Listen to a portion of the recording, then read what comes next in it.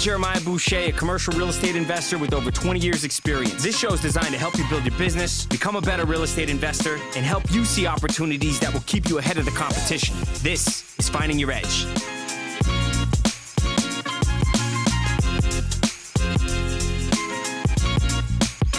All right, so here we go.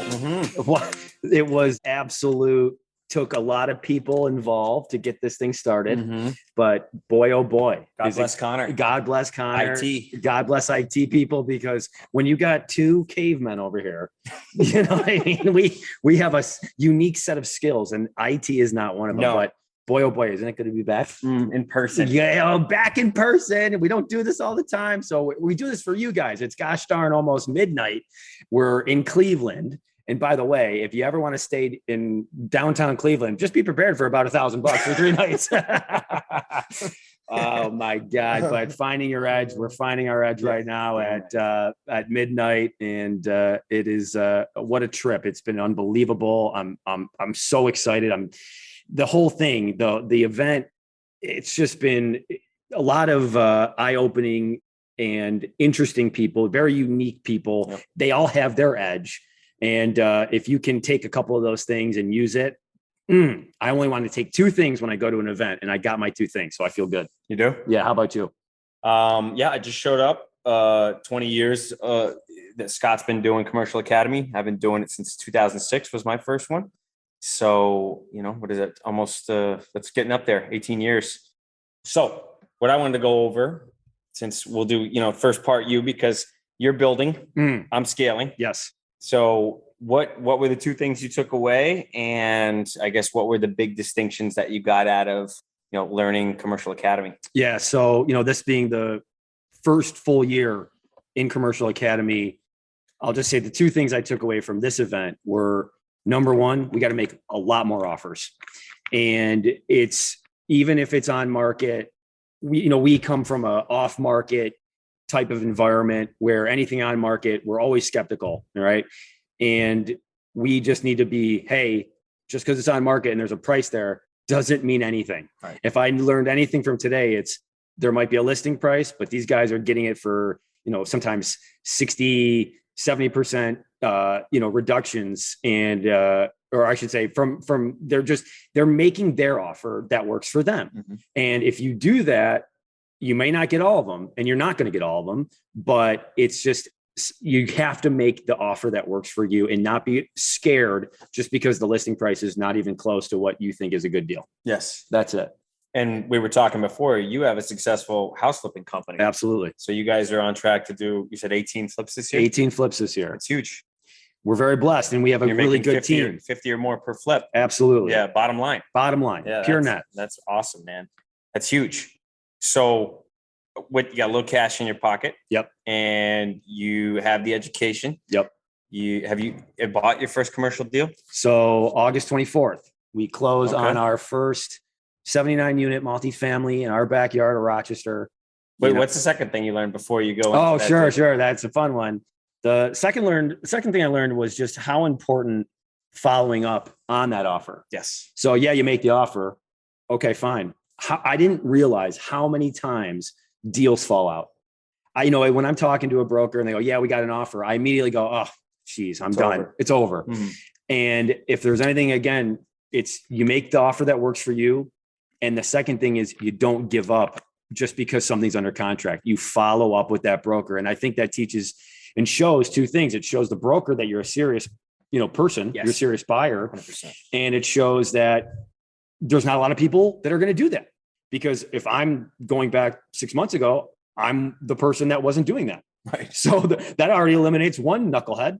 And so anyway, contracts fall out all the time, and you just got to be persistent, continue to follow up, and good things happen when you do that. And how old are you, Marty? I'm 34. And how many employees you got? We have 3 employees. And you got 1 partner? I have 1 unbelievable partner. And you live modestly? I like to live modestly. And you just had a baby? Just had a baby. Baby boy. How long you been married? We've been married 6 years. Yeah. So you got a baby boy. Baby boy. Marty Jr. Got a good business going. Yes. Got your first commercial property going. Yes. So, for me, because I'm not a dad and I want to have kids later in life, I just want to know, kind of how's that experience been? How long? What's been 3-4 months. He's 4 months, August 1st. And what did that change you at all? Everyone says when you have kids, something inside shifts. I don't know. Have you had anything change or any? How's the experience been? The experience has been unbelievable, but the shift is now I have perspective and empathy for those who do have kids. When you don't have any, you don't understand. You're like, hey, how come you couldn't do this? Or, why are you leaving early? Right. Just little couple things. And then you go, oh, wow, I don't ever want to leave. I'm just, it's this emotional attachment. It's an incredible human nature thing that occurs when you see this being come into the world. It's indescribable. And the connection you have and the bond that you have immediately brings you to tears. And it's, I'm so happy. Number one, you have to have the right partner. Right. And geez, I'm so blessed. The mother of my wife, she just stepped up. I didn't even know there was another level. And so because of that level, she stepped up. I needed to step up because I am now, not only taking care of her, which was my number one priority. Mm-hmm. Now it's him. And so it makes you dig deep. It makes you work even harder. And it makes you really think about being more purposeful. Yeah. And your time is limited. Time is very limited. I know it's tough. And I'm not saying that you need to have more time. I'm just saying we got to be very conscious when we do these things now. Very thoughtful. Yeah. So that's good, man. So with that being said, you're taking on almost an 80 unit apartment building in downtown Rochester. Downtown Rochester. Yep. Right in our backyard. We're really excited about it. It's in my opinion, it's a trophy asset. It's one that you really can hold forever. Good looking building, right? Thank you. Yeah. It's a brick building. It's one where it's right in the, downtown district. You got all the amenities, the really cool bars and the restaurants that are opening up. So it's perfect for that, first time, you just got a job and you're looking for a place to go out and, hang out. But at the same time, you got some good workforce there as well. So it's a nice mix. Safe neighborhood. It's a safer neighborhood. It's, the thing about it is I think a lot of downtowns are going through a tough time. Yeah. A lot of downtowns and cities are having some trouble, especially if it's in a blue state, which we are, right? But I do believe that because of the location and because of just the way that how we bought it in the business plan, I think it's going to be, hey, let's get through this year. Let's stick to the business plan. Let's continue to work it. And I think good things will happen. And what price are you getting it at? 5.5.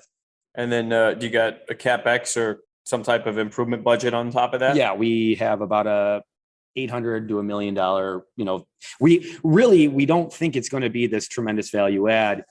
Now, but you got a budget for it. But we have a budget for it. So $6.5 million asset at the end of the day. At the end of the day. Yep. At the end of the day. And you're going to do the rehabs. You're going to improve leasing. It definitely was mismanaged. It was mismanaged. And one of the things that got me super excited about it was, one of my mentors, who's my brother-in-law, he's moving his property management company into the building. Oh, nice. So it's love that having that on site. Mm-hmm. I think that was missing from it. You have an office there? Yes. Oh, that's great. Yeah. Yep. So, but we're going to make the office really nice for everybody, really give it that pride of, being there and being a worker there and really just showing the tenants that, hey, we care. We're here. Yeah. That's a good size asset. So equity slug, like how much you raising on this thing? Yeah. We raised the full equity, which was the 1.1 million. And you guys got good terms then with leverage. Yeah. 80% loan to value. That's great. 6.5 interest rate. Yep. 30-year AM. Nice. How long is it fixed? That is a 10-year fix. Nice. Yep.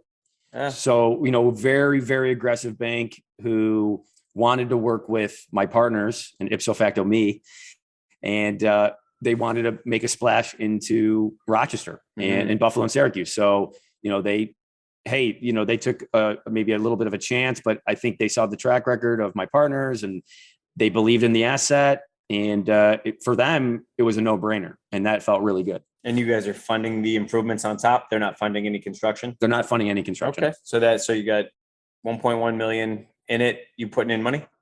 I'm in decent amount? Yeah. The ownership group is putting in roughly around 200,000. Okay, good. Yeah. Good. It's great. You get in, you got some skin in the game. but you still got a partner putting up more money. Yep. And they're getting equity. Yep. They're getting equity and they deserve it. Preferred equity. And they deserve it. Yep. Yeah. Good. And did you structure it that way? They get a preferred Yes. payment and then you guys get a split on top? Yep. Great. Yep. So we're excited about them. Long-term hold or short-term? Well, it's we're in a position where we really want to hold this for a long time. It's in our backyard. It's something where we already have properties around it. Yep. But at the end of the day, we're open to what the environment and what other people might be saying about it. But And what year was the building built? so the building was built in like 1920. Yep. So it's but it's brick. It's been completely renovated in 2012, and in upstate New York, that's a newer renovation. Well, yeah. So, but we're really excited about what we think we can bring to the table. The rents were really low. The ownership, they were retiring, and there's just a couple of things that they were missing. No website, no online presence. Nothing that really would get people's attention when they search up apartments. Right? Wasn't cool. It wasn't cool. Yeah. And we think there's some really cool things that we can bring to the table marketing wise. And roof, good. Roof was 2012. And then heating and cooling. There's one big boiler. Yeah. How is that? That's what everyone tells me. That's the biggest risk when you get into those buildings. Yeah. I don't know. I've never bought any apartment buildings like that. And look, I don't know. Okay. To be candid. Yeah. And so, but that's why I'm excited. It's going to be a lot of learning, and I'm going to be so much better because of it. Of course. And I'll be able to now have answers and be able to bring what I take from this experiment to the next deals that we come across. And are you remodeling all the apartments, or are you just doing a couple at a time, or is it leased now, or do you have some vacancies you can start to turn the units? Yeah, there's like 6 vacancies, and we wanted it that way. Yeah, we want it that so way. You turn those units, modernize them. Absolutely. Yeah. Yep. Turn them over. And did you name it yet? The complex? No, we haven't named it I know. yet. Let me know. I want to know what it is. That's a good idea, man. Yeah. That's going to be good. I'm really excited to watch this journey from setting up the capital raise to actually the closing to the operations improvements. And then whatever you're going to do to stabilize in terms of refi or sell. Yeah. And, there's some other things to it, right? So we retraded, we wanted about 175,000, and it was spelled out very nicely. Mm-hmm. For credits. Yeah. And they said, no, they came back at like 40,000. Okay. And what was, again, this is a learning thing, learning for you guys watching. Is these were things that they had to do anyway because of their bank.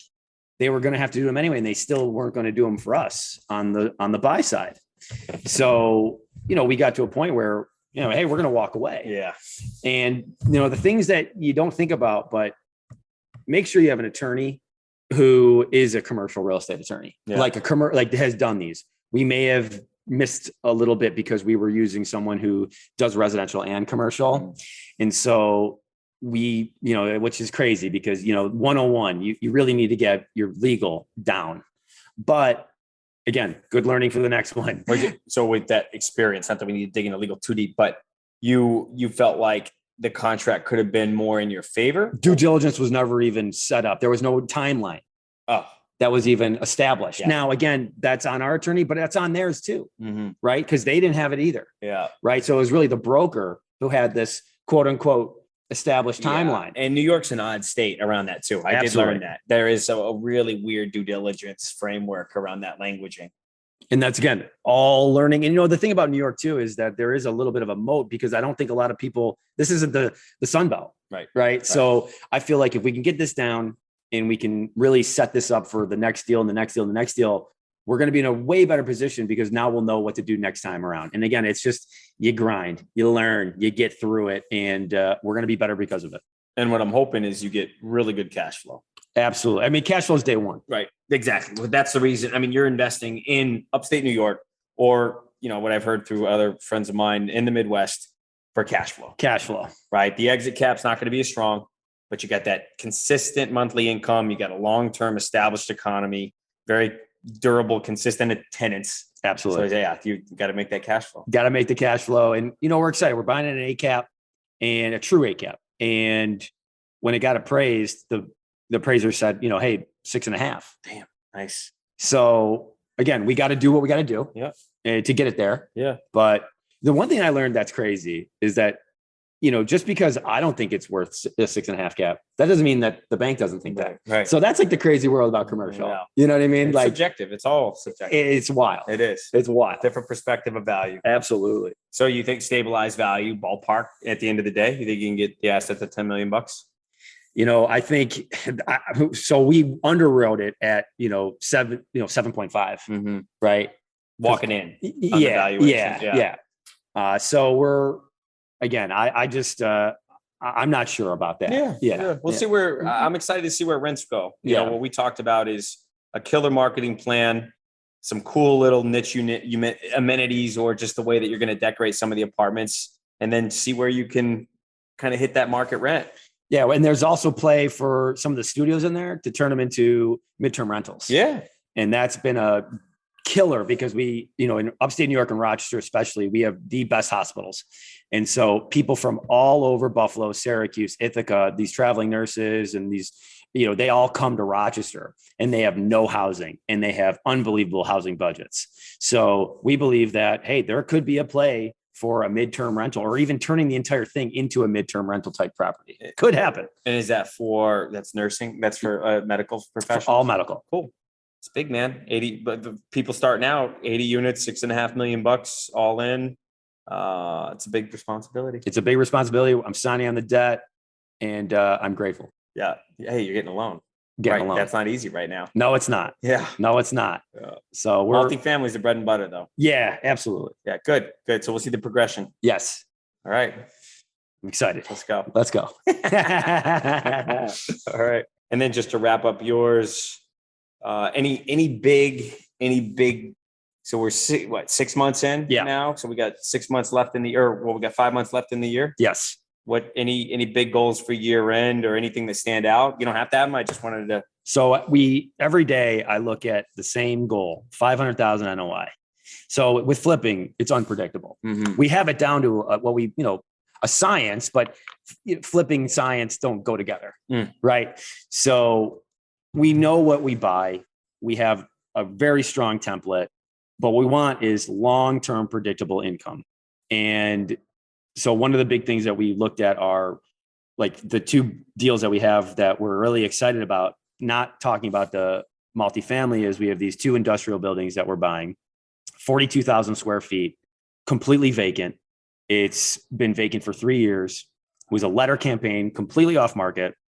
And these letter campaigns are dynamite. We got a picture of the family on it, personally handwritten, it's penned from shout out to Open Letter Marketing, but it resonated with that seller. So many people in that area know this property. They've all wanted it. We got it. Seller finance, $275,000, nice. 75 down. He's going to hold it for 5 years at a 4.5 interest rate. And we believe when it's all leased up, even at $4 a square foot, it's close to a $2 million property. Gross or net? Triple net. So yeah, for triple net. Yeah. Nice. Yeah. And that's low. It should be 5.5. We're underwriting low, Brady. So we're buying this at $6 a square foot. Yeah. At your cost. At our cost. Yeah. That's insane. So what year was the building built? The building was built in 1952. And what are the clear heights of the ceilings? So about 70% is 20. Nice. 20 feet high. And in your doors?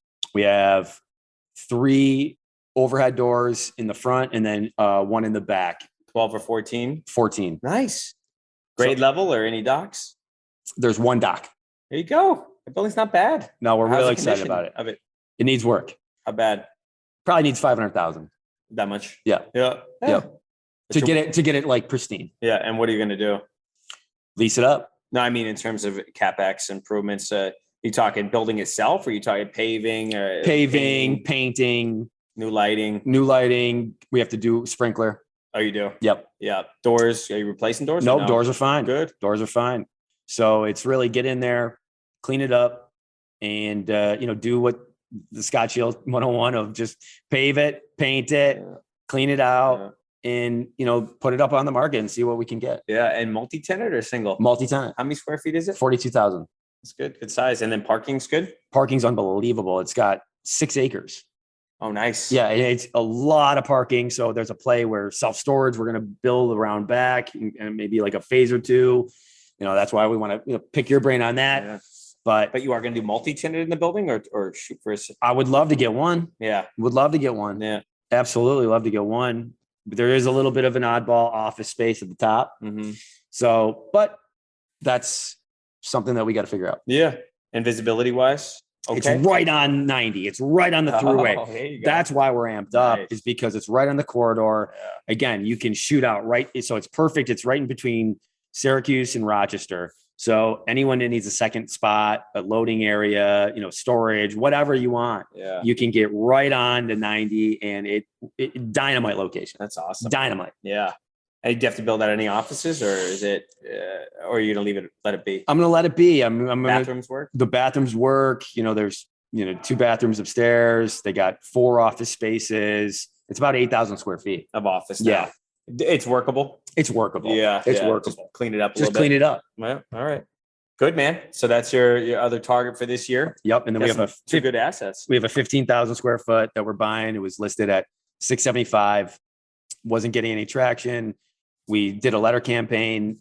The seller contract was up, and we came in at a 350,000 offer. He Wow. took it. Wow. Yep. Really? It was probate. It was in his family. He was done. cash. You getting financing on that one, or just buying cash? Just buying cash. nice. So we're going to do some hard money on that at about 12%. Yeah.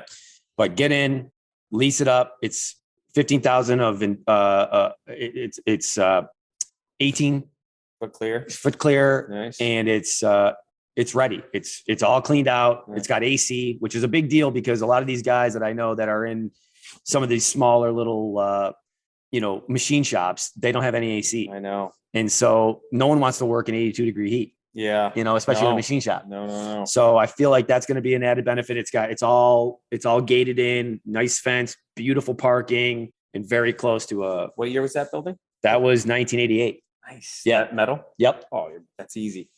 And it comes with a little bonus, two apartments and a little office next to it too. So there's, and that's not even included in the 15,000. They didn't even look at that. Little apartments on there. Yeah, 1-bedroom apartment. Nice. Yeah. We know Jeez. that. We know that world. I So you right here, this is your MSA. This is your core market. Yep. Rochester, New York. It's crazy, man. So all you got to do is do what you're supposed to do. You don't need to get too ambitious and do it all over the country. You stuck with your core market that you know. You stuck with the 2 asset classes that you wanted, warehouse and multifamily. Yep. And you got 3 solid deals. Yeah. We're real excited. We're just $10 million in deals. proof of concept, just getting it down, do the work, figure it out. That's fucking awesome. Good, man. Well, that's it. So finish the year strong, take care of your boy, and keep hitting the workouts hard. I see you on the, we both got the whoop. So we know each other, what they're doing. we're holding each other. Sleep isn't strong. Sleep isn't strong, but the the strain is good. strain is good. The sleep is weak, but we'll figure it out. All right, man. Good. So we'll check in year end and see where this goes. Let's go. Mm-hmm.